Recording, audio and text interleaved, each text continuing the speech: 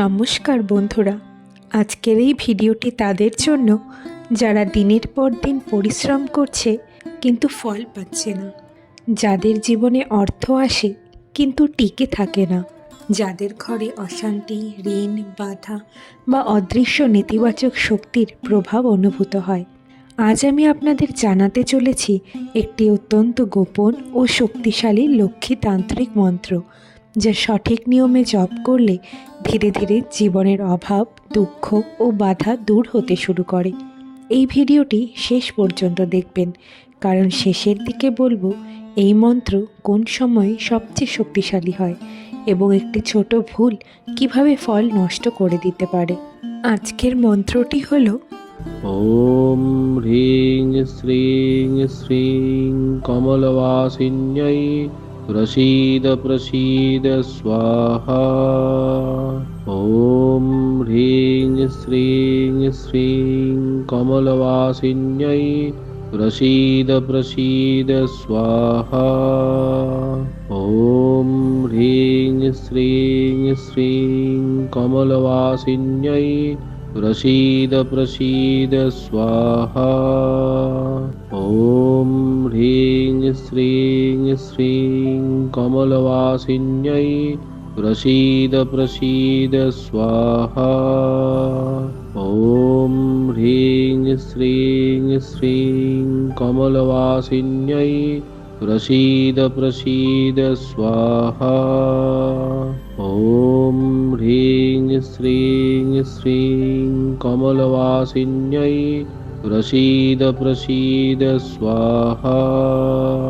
ॐ ह्रीं श्रीं श्रीं कमलवासिन्यै प्रसीद प्रसीद स्वाहा। ॐ ह्रीं श्रीं श्रीं कमलवासिन्यै प्रसीद प्रसीद स्वाहा। ॐ ह्रीं श्रीं श्रीं कमलवासिन्यै प्रसीद प्रसीद स्वाहा। ॐ ह्रीं श्रीं श्रीं कमलवासिन्यै प्रसीद प्रसीद स्वाहा। ॐ ह्रीं श्रीं श्रीं कमलवासिन्यै प्रसीद प्रसीद स्वाहा। ॐ ह्रीं श्रीं श्रीं कमलवासिन्यै प्रसीद प्रसीद स्वाहा। ॐ ह्रीं श्रीं श्रीं कमलवासिन्यै प्रसीद प्रसीद स्वाहा। ॐ ह्रीं श्रीं श्रीं कमलवासिन्यै प्रसीद प्रसीद स्वाहा। ॐ ह्रीं श्रीं श्रीं कमलवासिन्यै प्रसीद प्रसीद स्वाहा। ॐ ह्रीं श्रीं श्रीं कमलवासिन्यै प्रसीद प्रसीद स्वाहा। ॐ ह्रीं श्रीं श्रीं कमलवासिन्यै प्रसीद प्रसीद स्वाहा। ॐ ह्रीं श्रीं श्रीं कमलवासिन्यै प्रसीद प्रसीद स्वाहा। ॐ ह्रीं श्रीं श्रीं कमलवासिन्यै प्रसीद प्रसीद स्वाहा। ॐ ह्रीं श्रीं श्रीं कमलवासिन्यै प्रसीद प्रसीद स्वाहा।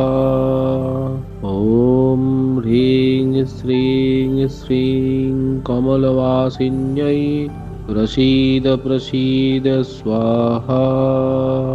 ॐ ह्रीं श्रीं श्रीं कमलवासिन्यै प्रसीद प्रसीद स्वाहा। ॐ ह्रीं श्रीं श्रीं कमलवासिन्यै प्रसीद प्रसीद स्वाहा। ॐ ह्रीं श्रीं श्रीं कमलवासिन्यै प्रसीद प्रसीद स्वाहा। ॐ ह्रीं श्रीं श्रीं कमलवासिन्यै प्रसीद प्रसीद स्वाहा। ॐ ह्रीं श्रीं श्रीं कमलवासिन्यै प्रसीद प्रसीद स्वाहा। ॐ ह्रीं श्रीं श्रीं कमलवासिन्यै प्रसीद प्रसीद स्वाहा।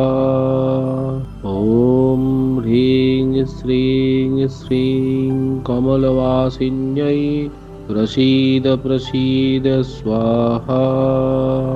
ॐ ह्रीं श्रीं श्रीं कमलवासिन्यै प्रसीद प्रसीद स्वाहा। ॐ ह्रीं श्रीं श्रीं कमलवासिन्यै प्रसीद प्रसीद स्वाहा। ॐ ह्रीं श्रीं श्रीं कमलवासिन्यै प्रसीद प्रसीद स्वाहा। ॐ ह्रीं श्रीं श्रीं कमलवासिन्यै प्रसीद प्रसीद स्वाहा। ॐ ह्रीं श्रीं श्रीं कमलवासिन्यै प्रसीद प्रसीद स्वाहा। ॐ ह्रीं श्रीं श्रीं कमलवासिन्यै प्रसीद प्रसीद स्वाहा। ॐ ह्रीं श्रीं श्रीं कमलवासिन्यै प्रसीद प्रसीद स्वाहा। ॐ ह्रीं श्रीं श्रीं कमलवासिन्यै प्रसीद प्रसीद स्वाहा। ॐ ह्रीं श्रीं श्रीं कमलवासिन्यै प्रसीद प्रसीद स्वाहा। ॐ ह्रीं श्रीं श्रीं कमलवासिन्यै प्रसीद प्रसीद स्वाहा। ॐ ह्रीं श्रीं श्रीं कमलवासिन्यै प्रसीद प्रसीद स्वाहा। ॐ ह्रीं श्रीं श्रीं कमलवासिन्यै प्रसीद प्रसीद स्वाहा। ॐ ह्रीं श्रीं श्रीं कमलवासिन्यै प्रसीद प्रसीद स्वाहा। ॐ ह्रीं श्रीं श्रीं कमलवासिन्यै प्रसीद प्रसीद स्वाहा। ॐ ह्रीं श्रीं श्रीं कमलवासिन्यै प्रसीद प्रसीद स्वाहा। ॐ ह्रीं श्रीं श्रीं कमलवासिन्यै प्रसीद प्रसीद स्वाहा। ॐ ह्रीं श्रीं श्रीं कमलवासिन्यै प्रसीद प्रसीद स्वाहा।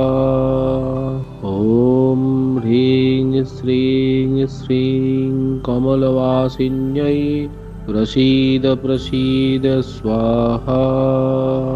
ॐ ह्रीं श्रीं श्रीं कमलवासिन्यै प्रसीद प्रसीद स्वाहा।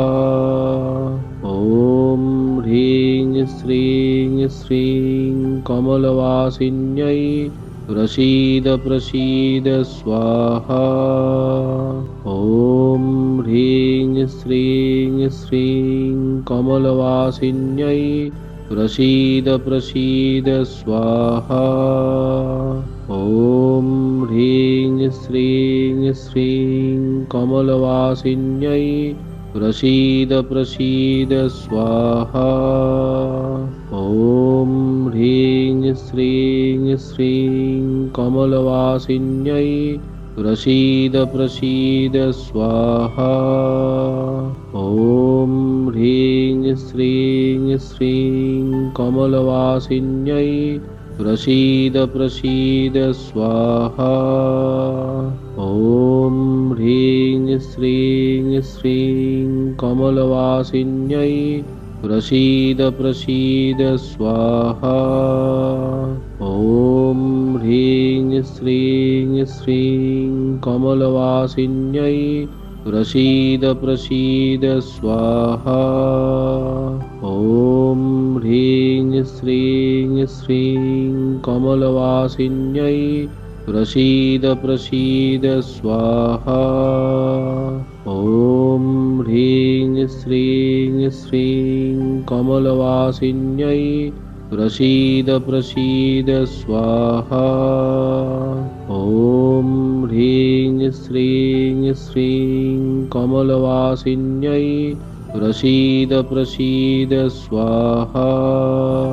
ॐ ह्रीं श्रीं श्रीं कमलवासिन्यै प्रसीद प्रसीद स्वाहा। ॐ ह्रीं श्रीं श्रीं कमलवासिन्यै प्रसीद प्रसीद स्वाहा। ॐ ह्रीं श्रीं श्रीं कमलवासिन्यै प्रसीद प्रसीद स्वाहा। ॐ ह्रीं श्रीं श्रीं कमलवासिन्यै प्रसीद प्रसीद स्वाहा। ॐ ह्रीं श्रीं श्रीं कमलवासिन्यै प्रसीद प्रसीद स्वाहा। ॐ ह्रीं श्रीं श्रीं कमलवासिन्यै प्रसीद प्रसीद स्वाहा। ॐ ह्रीं श्रीं श्रीं कमलवासिन्यै प्रसीद प्रसीद स्वाहा। ॐ ह्रीं श्रीं श्रीं कमलवासिन्यै प्रसीद प्रसीद स्वाहा। ॐ ह्रीं श्रीं श्रीं कमलवासिन्यै प्रसीद प्रसीद स्वाहा। ॐ ह्रीं श्रीं श्रीं कमलवासिन्यै प्रसीद प्रसीद स्वाहा। ॐ ह्रीं श्रीं श्रीं कमलवासिन्यै प्रसीद प्रसीद स्वाहा। ॐ ह्रीं श्रीं श्रीं कमलवासिन्यै प्रसीद प्रसीद स्वाहा।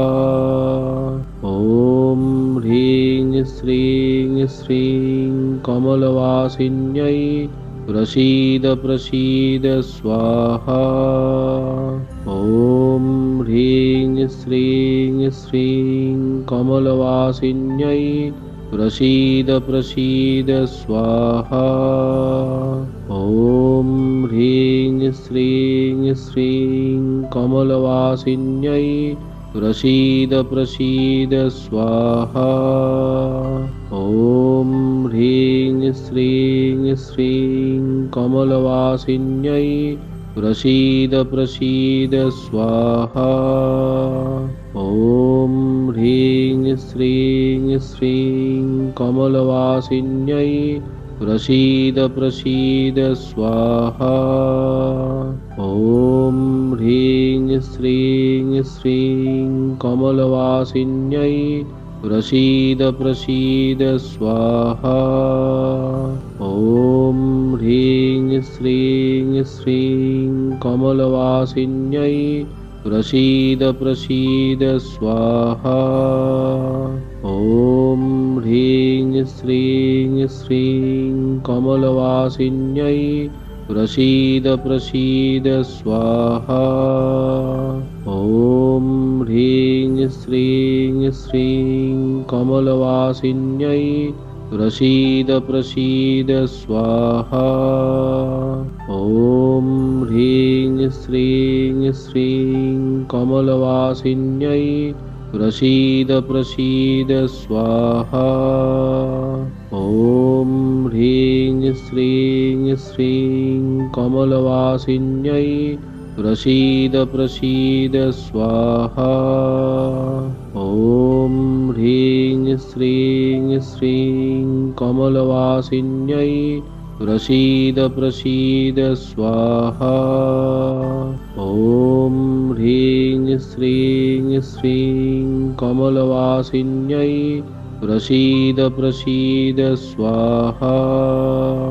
ॐ ह्रीं श्रीं श्रीं कमलवासिन्यै प्रसीद प्रसीद स्वाहा। ॐ ह्रीं श्रीं श्रीं कमलवासिन्यै प्रसीद प्रसीद स्वाहा। ॐ ह्रीं श्रीं श्रीं कमलवासिन्यै प्रसीद प्रसीद स्वाहा। ॐ ह्रीं श्रीं श्रीं कमलवासिन्यै प्रसीद प्रसीद स्वाहा। ॐ ह्रीं श्रीं श्रीं कमलवासिन्यै प्रसीद प्रसीद स्वाहा। ॐ ह्रीं श्रीं श्रीं कमलवासिन्यै प्रसीद प्रसीद स्वाहा। ॐ ह्रीं श्रीं श्रीं कमलवासिन्यै प्रसीद प्रसीद स्वाहा। ॐ ह्रीं श्रीं श्रीं कमलवासिन्यै प्रसीद प्रसीद स्वाहा। ॐ ह्रीं श्रीं श्रीं कमलवासिन्यै प्रसीद प्रसीद स्वाहा। ॐ ह्रीं श्रीं श्रीं कमलवासिन्यै प्रसीद प्रसीद स्वाहा।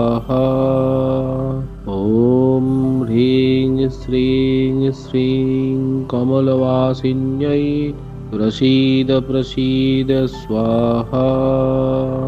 ॐ ह्रीं श्रीं श्रीं कमलवासिन्यै प्रसीद प्रसीद स्वाहा। ॐ ह्रीं श्रीं श्रीं कमलवासिन्यै प्रसीद प्रसीद स्वाहा। ॐ ह्रीं श्रीं श्रीं कमलवासिन्यै प्रसीद प्रसीद स्वाहा।